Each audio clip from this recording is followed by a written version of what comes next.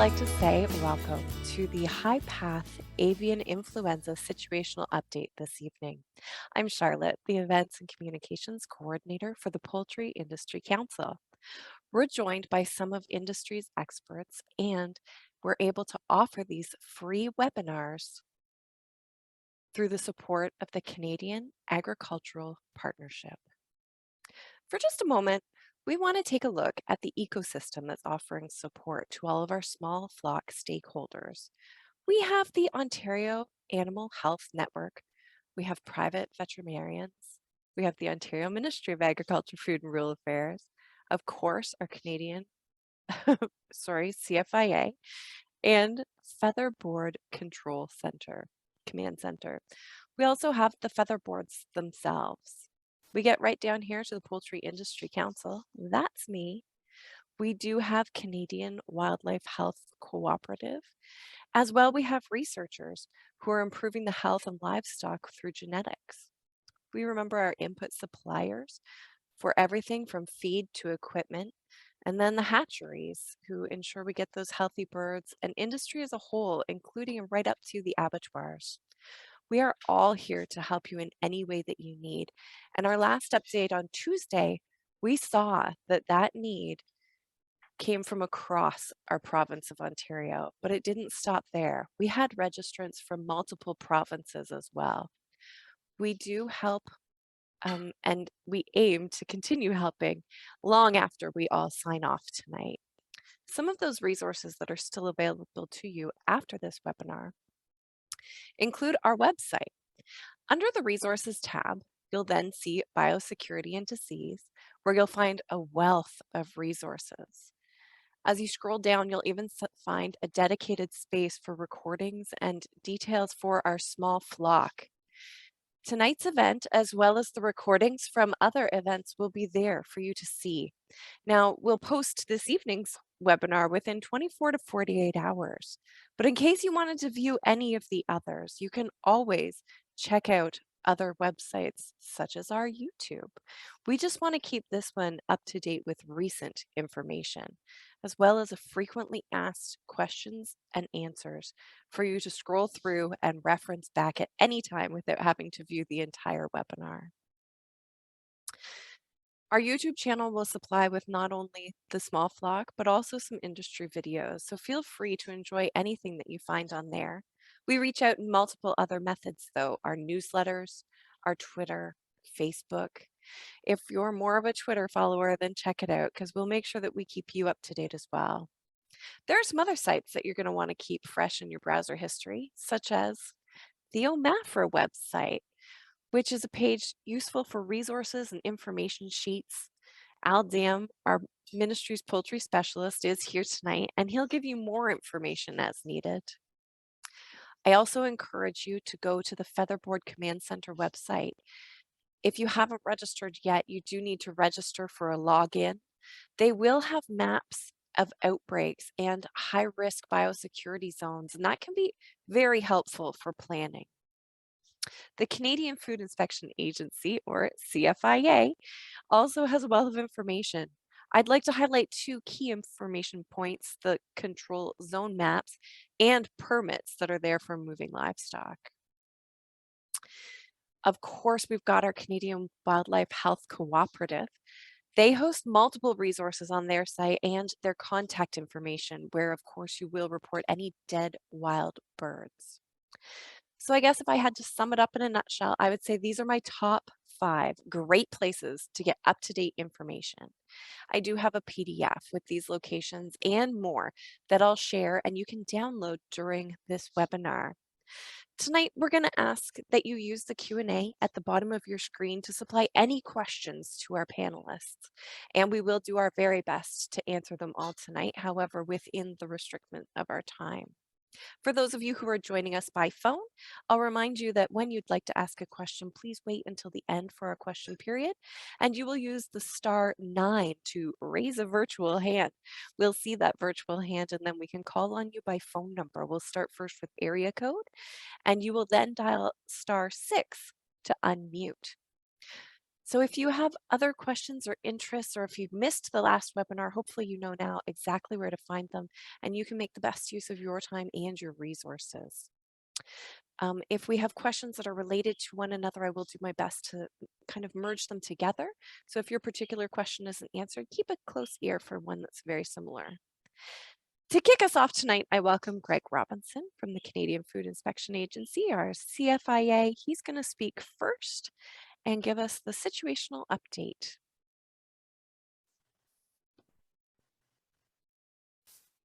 Thanks a lot, Charlotte.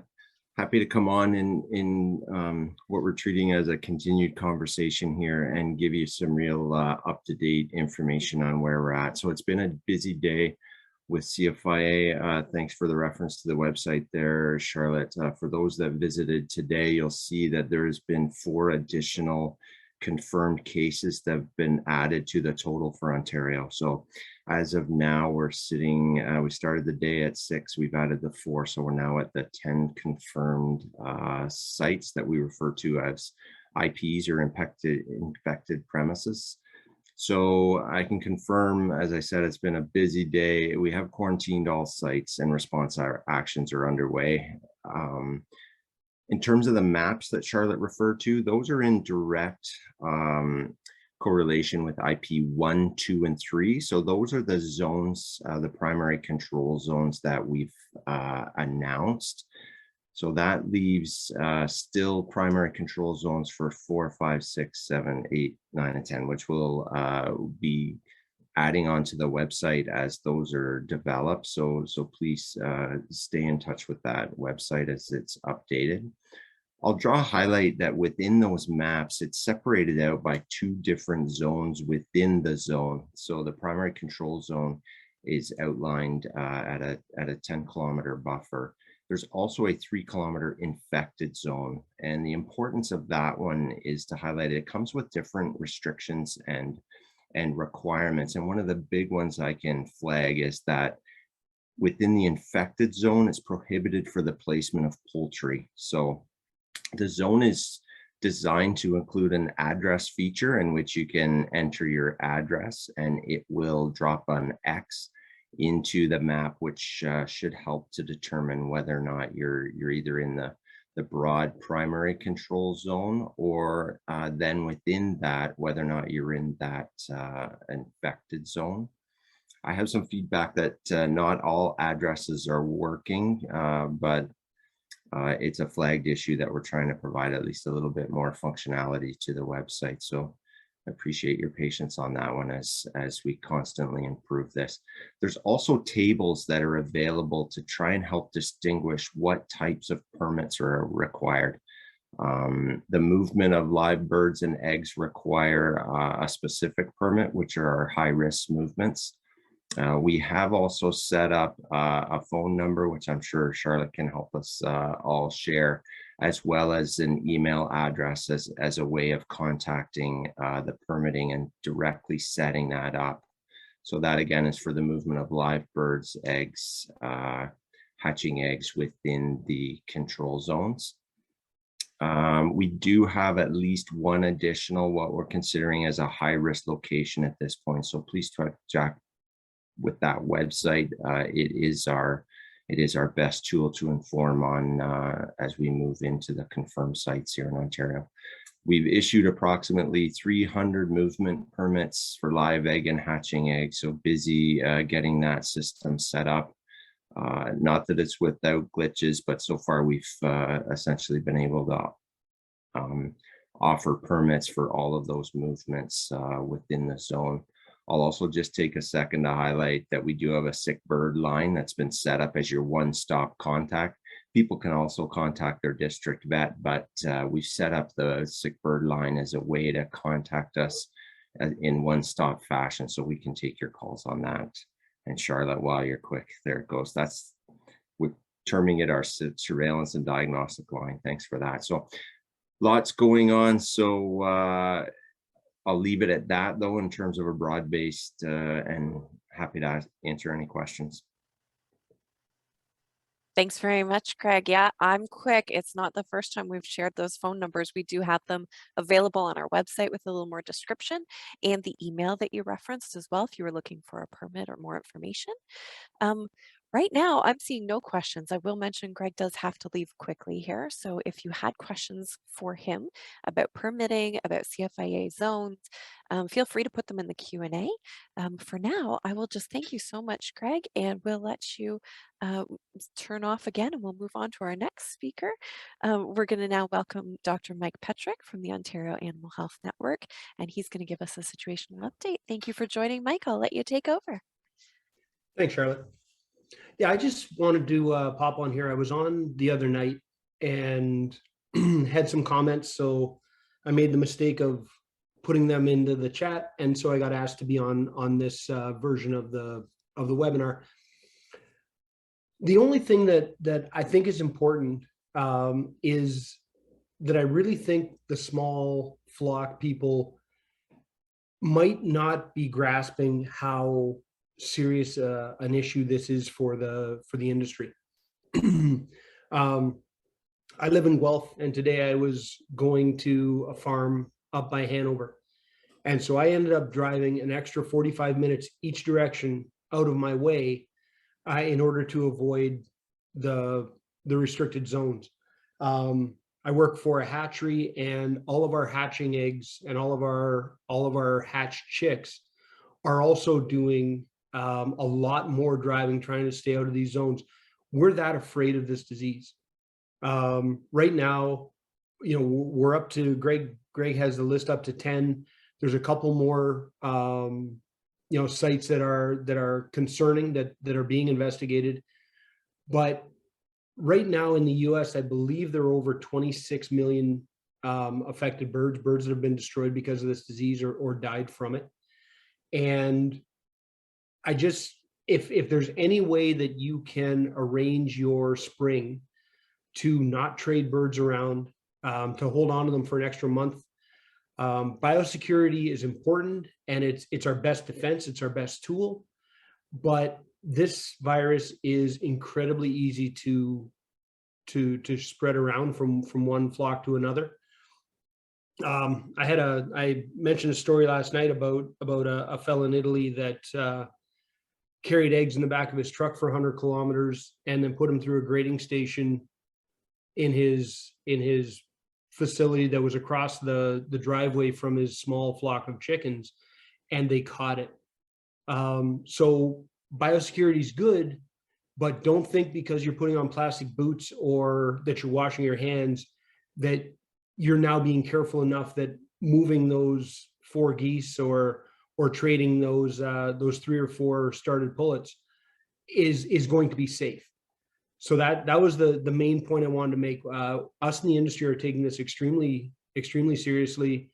And the reason for that is because this is a very special virus that causes a ridiculous amount of problems for the birds and huge mortality, and spreads extremely easily. So I'll leave it there, and if there's any questions, I can answer them as they come. Thanks very much, Mike. I think I'm going to hold the questions. We have one more short presentation from our Ontario poultry specialist from the Ministry of Agriculture, Food and Rural Affairs, Al Dam. And then we will move on to all questions. Hello, everyone. Okay, so I'm gonna, I started at the wrong end of my slide deck. Okay, so I'm gonna do, what do you do if? And I'm gonna try and address a number of different issues here. So what do I do if I have one dead bird?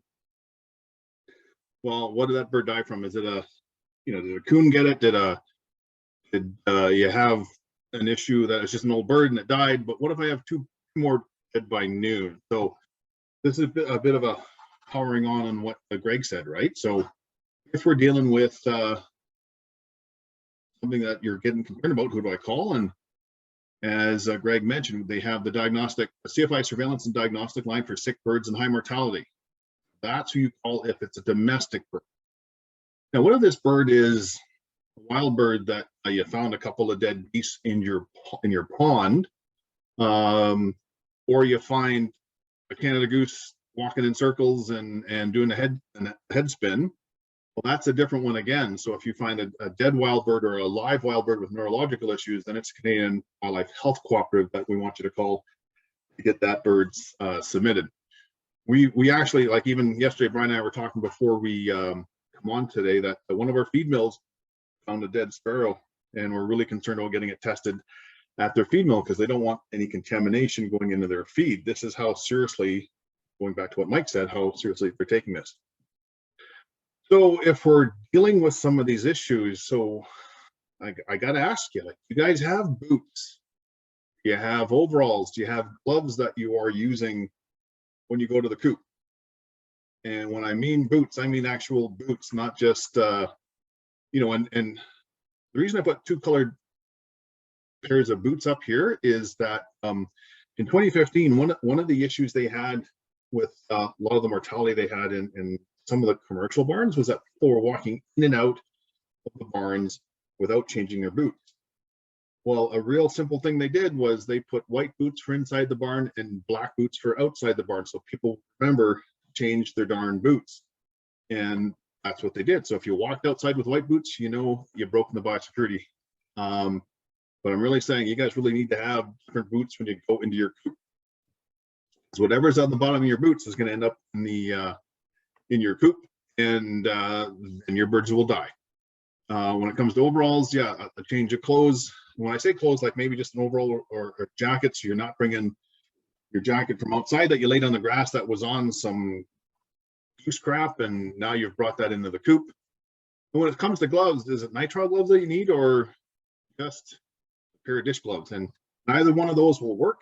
But if you're dealing with heads, we probably want you to have gloves on so that there's no chance of you transferring anything to your birds in the coop. So just be mindful of that. Boots will work. And one of the other things I get asked all the time, what cures HPAI? Because there's got to be something, right? Well, no, there's not. Stop thinking that there is. It's not sunshine. It's not apple cider vinegar. It's not vitamin, right? There is no cure. And I've seen this on some of those Facebook pages. Quit listening to that crap, okay? This is serious. We don't have a vaccine for this that'll work. You want to do nothing? Guess what? Your birds are going to die. Oh, yes, and not dollar store Crocs. They're not going to cure AI either. I want you to use proper boots. So I get the question, this doesn't apply to me because this is a factory farm issue. Well, guess what? It's not. If we look at that map that we put up the other night from US that shows all the sites, we're seeing as many small flock sites in the US as we are commercial, and we're going to see the same here. We're seeing that now, and Greg was alluding to that. And I have a biosecure facility. I'm seeing folks advertising chicks from a biosecure facility. What the hell does that mean? That means nothing for this, right? If your birds are outside and you're selling birds, you are not biosecure. I need you guys to, I need this message to get in, because otherwise we're going to continue to have these mortalities in our backyard flocks, and it's going to go on and on forever. So the only guys that are going to be able to fix this is yourselves. And you know, we'd mentioned things like the buy-sell trades and the broker transporters the other night. Like, that crap has got to stop too. I'm really sorry to be as blunt as I am, but we're not going to get through this without your help. So that message, that's it. I'm very happy to flip some things back to Charlotte, and if there's any questions, and we have a great panel, if you guys got any questions or if there's any comments that the panel wants to make, now is the time to do it. And here we go. Here we go. So our panel have been answering questions as we move along. Anyone who has the Q&A tab open on their computer, the answered questions are there for you to see, so they are public knowledge at this stage of the game. I do have one that was in there. Before I moved to that question, Al had asked if anyone else on the panel had something they wanted to say about backyard biosecurity, just as I think tonight we were just trying to emphasize the minimum you need to do is really have those gloves for deads, because you see one, you don't know what it is. By the time you've had 3 in the afternoon, now things are getting a little more concerning. Go right ahead, Dr. Petrick. It's been brought up through some of the questions, and the unfortunate thing is I think the people we're talking to right now are not the people we'd really like to be talking to. The fact that you're on this call means you're aware and you're interested and you're invested, and that's awesome. I think that there's a ton of really responsible and really good backyard, keepers, and they do a great job.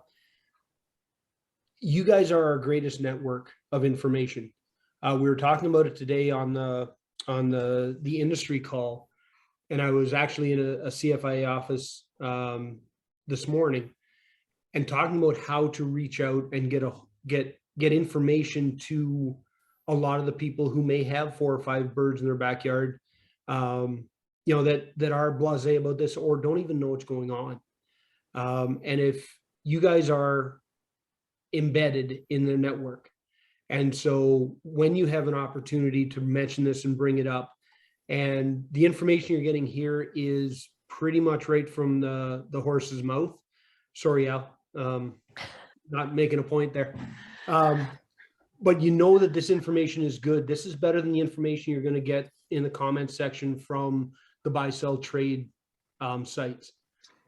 Okay, so if you can spread this out, if you can talk to people who may not be aware of the issue or not aware of best practices, help us out, because you backyard folk are a really disparate group of people, and there's not a single website or a single listserv or anything that will get information out to a lot of you. So if you guys could help us out and spread the things that we're saying on this webinar to as many of your compatriots as you can, that would be a huge help. I absolutely. I agree completely with Mike, and I think this might be the beginning of a train wreck, and I'm really concerned that if we don't get on top of this now, it's going to be worse than we think. And I'm going to shut up now because I know Brian or Chris or someone else or Lucy has got a better thing to say than me. Well, just very quickly, we'll introduce, we have Dr. Luci Rosca from the Ontario Ministry. She's the poultry vet here joining us for answers, as well as Dr. Brian Stevens and Chris Sharp, who are both representing our Canadian Wildlife Health Cooperative. So we have the classic wild bird question. So I'm going to read it out. Either of you gentlemen are welcome to chime in. Are any birds potential carriers? Songbirds, turkey vultures, birds of prey? So yeah, so the classic is waterfowl. They're the main group of species that is the carrier for avian influenza. In previous outbreaks, they've been the ones that have been infected with this virus and have been the ones spreading it around, and not really affected by the virus itself. But this is obviously different with this strain of the influenza. But realistically, any wild bird could transfer the virus. So raptors feeding on one bird and moving to a different site could easily pass it from site to site. Songbirds are the exact same. They're going to be feeding on the ground in and around the goose poop that Al had mentioned. They could easily pick it up on themselves and move from site to site. So realistically, any wild bird could be moving it around. Chris, did you have anything to add there? No, I think it's important information that any bird can carry it, and folks need to recognize that while waterfowl are typically thought of as the primary vector for it, they're not often interacting in poultry facilities. So it is getting into these facilities other ways. So just be vigilant and follow the guidance that Al presented there tonight. Speaking of Al's information presented, Al, is regular laundering of fabrics and clothing in warm water with detergent adequate to disinfect clothing that you've worn? So I'm assuming this means worn in your coop, but if you want to play it out both ways for me, if I wore clothes out in the field and then wanted to go into my coop, is detergent good enough? And what about my coveralls? Can they be disinfected after an outbreak just with detergent? Absolutely. Soap and water works really well if you give it a good wash. So it's getting the organic matter off, right? And this disease does not live very long outside the host, right? Unless it's, well, maybe I should let Luci talk about how long it lives outside the host, but laundering will work very well. You don't have to spray your clothes with bleach, disinfect them, right? but just launder and then run them through the dryer. This doesn't like, you know, this virus doesn't like soaps and detergent, and doesn't like. So I will give you an answer considering that the virus is a protein, and keep in mind when the proteins, what do you do with the meat so to keep the shelf life above what is needed? You keep it in a fridge or you keep it in a freezer. And that's why cold temperature will preserve the virus. And that's why we've had some outbreaks in Newfoundland, Labrador in December, where the temperature was extremely cold there. So keep in mind warm temperature, but maybe a little bit more like hot temperature will destroy the virus. And they do need a carrier to spread, like a vector. So it's not going to go on its own. So it's going to go on organic materials. It's going to go on clothing. So that's why you need to wash, clean up, disinfect. I love it. Wash, clean, disinfect. So clean, organic matter off, disinfect. And that's kind of the C&D team. We do have a dryer too. You can use the dryer too. So hot temperatures. high heat. At 71 degrees Celsius, do the same thing for your clothes. There you go. Just crank up that high heat. I do have an excellent question in here about my small flock, and I think it is one that we've kind of tabled before in similar questions. Now, I'll also mention this is our last question in the Q&A, so this could be it, and if everyone from the panel chose to weigh in, and then there was one more, but we're getting close. I have a small backyard flock of laying hens that free range, and I'm not sure what this means for those of us who keep our birds exclusively, do not keep our birds exclusively in a closed coop. So I have free range hens. What should I be doing?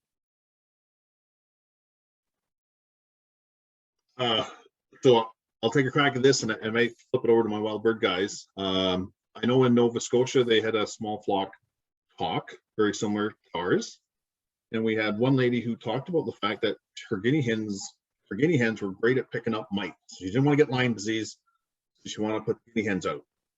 And I remember that the veterinarian actually said, well, then you just won't have guinea hens anymore, which was pretty brutal to say, I thought, but it might be the truth. And I guess I'm going to lean on Brian or Chris to talk about, you know, the fact that this disease is unlike anything we've seen before. Yeah, I can comment on that from a wild bird perspective and interactions with your poultry flock. I think you want to try to limit attractants to wild birds as much as you can. So if you can avoid feeding them out where wild birds can interact, that's a key attractant for wild birds. They'd love to get into that pen and feed with your poultry. Watering is same. So try to minimize. The best you can do is minimize that interaction and that interface of interaction. So would you say a covered run is enough to protect a small flock backyard from an outbreak? If I keep them in the run and I've got it tarped, like it's just covered over, is that good enough? It'll definitely help from a risk perspective, right? Like you're eliminating that possibility of a goose or a duck flying overhead and pooping right into the yard or into the pen. So it is a matter of risk, right? Like I think the ones that are most at risk are going to be the ones that are just running around wild, interacting with wild ducks or geese or whatever. Part of why we want you to report wild birds, Brian, is to figure out what other species this might be jumping into, right? Other risks that we talked about last week, I'm going to pop up again, is how you deal with your deads. And this is an issue on the commercial side, and it's an issue with our small flock holders too. If your deads are just being thrown outside and we're attracting scavengers, the raptors, turkey vultures, Brian has said that we're finding them in those. So you're actually bringing the disease right to your coop. So yeah, it's a function of what can I do to minimize the risk, and the more things I can do to minimize the risk, the better chance I have. There's another wild bird question here asking what percentage of wild bird population is carrying the avian influenza virus? So prevalence information from the United States suggests about 2% of 1 to 2% of healthy birds are carrying a healthy waterfowl, I should say, are carrying the virus. The sick birds, I think we're finding higher prevalence, but those are birds showing clinical signs. So we are looking at conducting wild bird surveillance in Ontario. Some of that data will start to be collected as early as this month to try to get a better feel for an Ontario specific picture on that. I love that. It is so hard to tell unless you can actually test every animal out there. With wild birds, they don't really like to corral up and have a test. We have a question about driveway access and tire disinfecting for my oil or propane truck deliveries, or really any deliveries to my farm. Are there some simple procedures or guidelines for this? Which I think is a great question.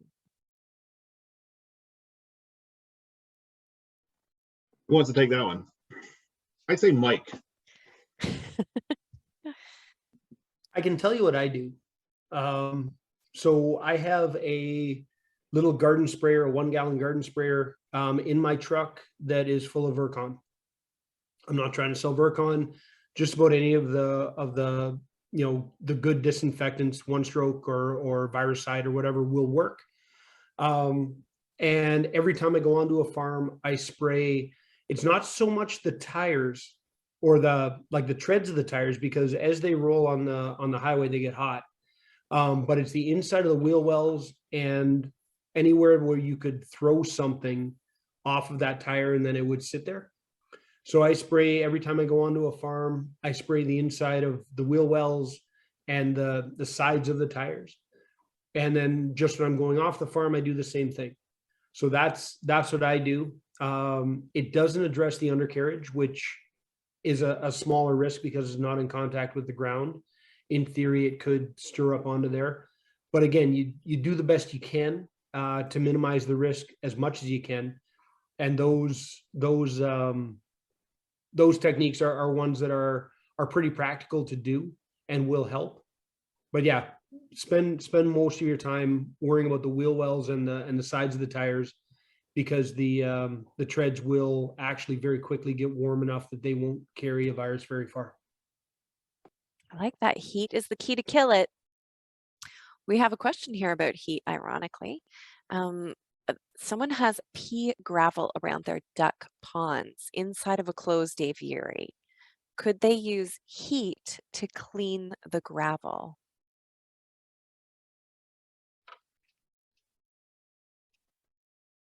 The question is how much heat? Dr. Luci talked about how much heat you needed for like heat and dry. It's heat and dry that works, right? So, and I'm trying to remember how long and how hot. Hotter the heat, the quicker the disinfectant. Because it can be used.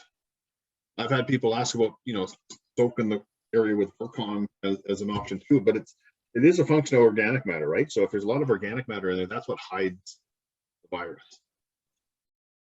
Anyone else got an idea? Yeah, temperature 71 above, but I will be concerned about when using that and then pushing the fecal material into the gravel. So just pay attention on that, because it can get embedded there and it will stay for longer time.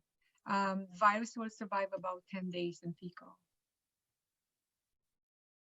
Okay, so I guess if you're going to use heat, you really almost have to scorch off and burn up any of that organic matter, and then hope that your gravel got hot enough. Really, maybe not the safest method with your gravel. Like Al said, it's about levels of risk, though. A quick question was, will the recording from Tuesday and tonight be available to share?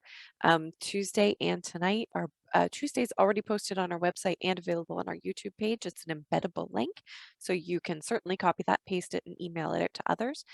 Tonight's webinar will be posted within 24 to 48 hours, but likely the 24 side. Our next question might have been for Greg, but we'll see if we can handle it here. Will an organization be picking up sick wild birds for testing, or is that left up to the finder to submit them once they have died? So any sick wild birds should be reported to CWHC. When you contact CWHC, we are establishing a network of folks that can help support wild dead bird pickup as well as sick bird pickup. However, it's not, we still have some gaps in that network. So folks may be asked to submit birds. The Canadian Wildlife Health Cooperative can send you a cooler with a packing slip to submit that bird. So, but at a minimum, please report it to the Canadian Wildlife Health Cooperative. I love that. So at least use the toll-free number and let them know it's there, and then they will direct you on what the next steps are. And I'll just jump in and just say, there are cases where sick wild birds will be out there and nobody will be able to deal with them. And unfortunately, it is something where we'll just have to leave those birds and let nature take its course. And then if it does pass away, then you can contact us. And as Chris said, we can send out a cooler to get that bird in. But there may be situations where, unfortunately, there are these gaps and nobody's able to get out there to deal with a sick bird. We're doing our best. Absolutely, especially under the circumstance. So I think that's a great point. Not all infected birds might be dead. Some just are going to show those neurological symptoms of infection, right? So they look sick. And that's maybe even a better time to be calling, because then they can still be sampled, but deads for sure, call the number. We have a question here about legal ramifications. So can someone explain legal ramifications? Must report dead birds, can't sell eggs without a permit in those zones, that they follow the law once they are aware of that law that is required. So I think in a roundabout way, this person is asking about who enforces them, but what are the legal ramifications? I think that's actually part of a conversation about a way to reach out to the old order Mennonites. There had been a previous question suggesting that we should try and get information to the old order Mennonites who have quite a number of backyard flocks, and that pointing out to them the fact that a lot of the stuff is a legal thing would be helpful in convincing them. We also are reaching out to some of the church elders and the bishops and the Mennonite schools. OMAFRA, actually, we do actually have a plan to reach out to some of the old orders. So that's happening as we speak. Yeah, so there is ways to get out there now. The legal ramifications of being in the zones, that's more of a CFI question. I'd probably not want to pull that one into this because we've lost Greg already. I think Greg is not here, right? So right. We'll do that one. Reporting dead birds. So that's not a requirement. Like we're really working on the sort of the citizen science, to get those birds to Brian, to get them tested, and at some point too, like we might, I hate to say this, but we might have that many that you're going to call into Brian or into the WHC, and they're going to just be triaging to figure out if we have it. If we know we've got lots of contacts in Oxford County or Wellington County with wild birds, then getting that next hawk or crow may not make a difference. Can you talk about how you might triage those, Brian? Yeah, right now it's just we're getting as many as we can in just to see where the virus is. At the moment, there's triage already happening where we may not do a postmortem on every single bird that's coming in. We're going to be doing the testing as best we can.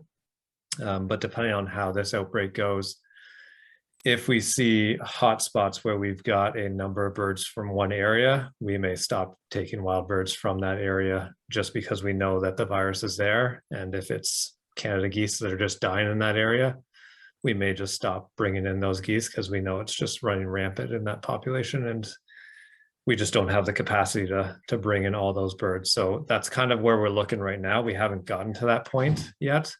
But I can see it getting there if we continue to see geese and eagles and other birds dying off in certain areas. I do have another question about truck tires or trucks in general. So if I'm around a place that is using delivery trucks, if my farm is near This person is specifically saying a milk truck driver, but any truck driver who makes multiple stops at farms and brings home their truck, is there some process for them to be disinfecting if it's not in poultry, if they're going between the dairy farms, even though they might have a small flock, are they disinfecting tires? Is there any guidance or regulations being shared with other commodity boards about those? The one comment about that is I think it is a good idea to disinfect if you've got a milk truck that's traveling around from farm to farm and coming home. Remember, it's not going to be just chickens that are the risk. Driving up and down laneways and roads, that's quite a bit of exposure to wild bird habitat as well. So yeah, if you've got a vehicle that's regularly traveling, rural roads and onto farms, that's not a bad idea at all. It doesn't take very long, and it would be a good step for trying to prevent this from getting onto your facility.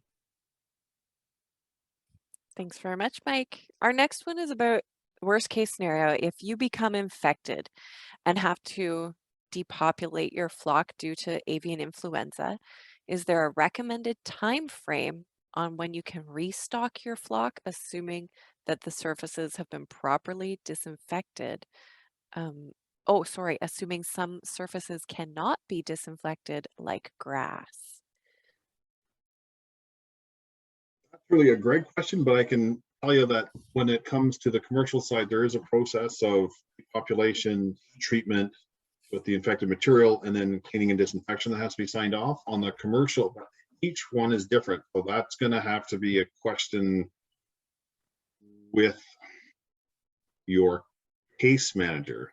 If you have an infected premise, CFIA will assign you a case manager that you will be able to ask these questions to.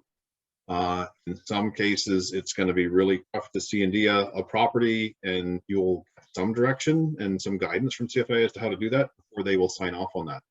Once that's done, and I'm trying to remember, Lucy, how many days is it from sign off to lifting of the quarantine on the premise? I can't remember if it was 14 or 21 days. Sorry, Lucy, you're on mute. I believe it's 21 days. So that's another great point that Al brings up. If you did have a positive case or your flock needed to be depopulated, CFIA would certainly be involved. They'll be monitoring it. They'll be helping you make sure that you're properly dealing with the carcasses and disinfecting, and they would advise you when your next steps to repopulate would be. So once it has happened, you certainly would be under the guidance of CFIA. Actually, another comment on that one is if you have multiple properties with birds on each property, they will be looking at your standard operating procedures and your biosecurity measures as to whether your infected premise stays as that one premise, or if it expands to your other properties or places where you have birds. So it's going to be a very intense process. I just rather you not go through that. But keep your birds safe. Don't get sick. I would suggest to that person to review Jennifer Martin's presentation yesterday, where she talked about diagnose, depopulate, disinfect, and survey, and then they would release. So there is a standard format that they would work you through. We have a question here about when visiting a neighbor. Should you be changing footwear or garments or spray your car? So I'm assuming you and your neighbor both have flocks. Let's just assume that we both have small backyard flocks. When I go to visit them, do I need to be disinfecting, changing my footwear and garments? So you shouldn't be visiting them. That's the answer. Don't visit your neighbor. Now, Al, do you just mean in the zone, or do you mean like everybody with No. chickens just start Yes. isolating? We need a lot, and I know we are COVID crazy from the last 2 years, but this is you may not have birds. Let me just say that if you keep visiting, and you may give it to your neighbors, or they will give it to you, etc., etc., etc.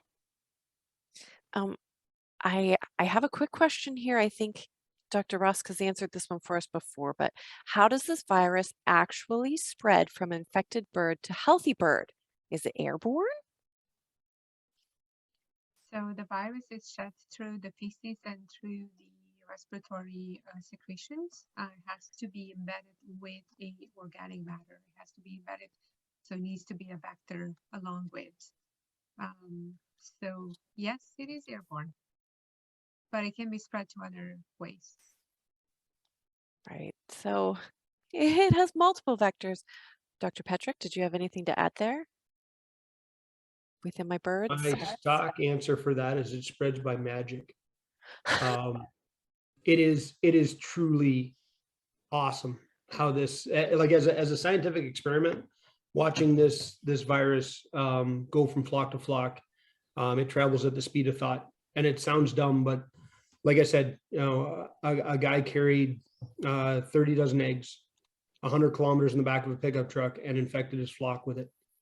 So that is the amount of dust or organic material that needs. They never even made it into his barn. So it gives you an idea of how transmissible this is. It can float on dust in the air for a ways. How far, I wouldn't want to say for sure, but several hundred yards. It can go on the smallest amount of dust or the smallest amount of manure or dander. So that's it is very, very transmissible. And I would add that there is no need a lot or a large amount of virus to infect the flock. It's just small amount will do its work. So, like Thank Mike you. said, magic. It's like magic. That's going to be the catchphrase for the rest of these series. My last question is about if a wild bird is found on my property and it's avian influenza infected, I assume my flock would succumb. If not, would the flock be culled? So I don't have a positive flock, but I had a positive wild bird death. This is like a one for everybody. I guess wild birds aren't considered an infected premise because we can't zone out or do that. So I guess from CFI standpoint, if it's domestic, we zone out, do all the stuff we're going to do. If it's a wild bird positive, it's great for us to know, but I don't think we don't do much beyond that because we can't zone out a bird that can fly from here to Thunder Bay in half a day. So once I've Oh, sorry. You can be sure that your flock will be very well tested. But I believe that if and it's too bad Greg's not here, but I believe that if you have a positive wild bird on your property, they will swab everything in the place. But if your birds don't have the disease, then I believe they will not be implicated in any kind of cull. So again, if you can keep that barrier up where the wild birds can't get close enough to get your birds, that would be the ultimate example of where biosecurity wins. We want biosecurity to win this challenge. Our last question of the evening is looking forward to fly season, which is coming up. Can we assume that flies can transmit this if they feed on infected bird droppings? This is $1 million questions, and I don't have the answer. I'm sorry, even. But we can find out for you on Tuesday. There if you no go. one has the answer. Flies carry a lot of things. Like they can be a fantastic vector by just picking something up and moving it, right? What do flies like to eat? Think of it that way. They're fill flies. Like if if they're biting flies, it's different. But if it's a fill fly, a house fly, they like organic matter. What is goose poop? Organic matter. So, yeah, we run into this challenge in the commercial side where we have high fly populations in a flock, and we actually have seen disease challenges in those flocks. Whether this can be carried, we don't know. So, yeah, tune in next Tuesday, as Luci said. Now, that was our last question of the evening. I do want to thank everyone who's tuned in. And as Mike said earlier tonight, you are the people who are helping to spread the word. And probably the people who are taking the most serious steps for protection. We do thank you all for your time, and I thank my panelists for their time. I've mentioned that the recording of this will be available on our website. We'll keep only the latest and greatest, but you know where to find the rest, and please share them around. We will have a survey as soon as you close this window. Please let me know. For the survey this week, for tonight, we are asking, are there other things that you need to know about to keep your flock safe? And as we look forward to the next season, as spring rolls around. We will see you on Tuesday. There will be a reminder email come out. Again, if you have questions, concerns, our email for Poultry Industry Council is in there. If we can help you with resources, I've had a request for a flyer and for a PDF of those website links. So I will be sending those out to everyone who attended this evening. But if there are other things, please feel free to reach us. For now, we will say thank you all for attending, and we hope that you have a safe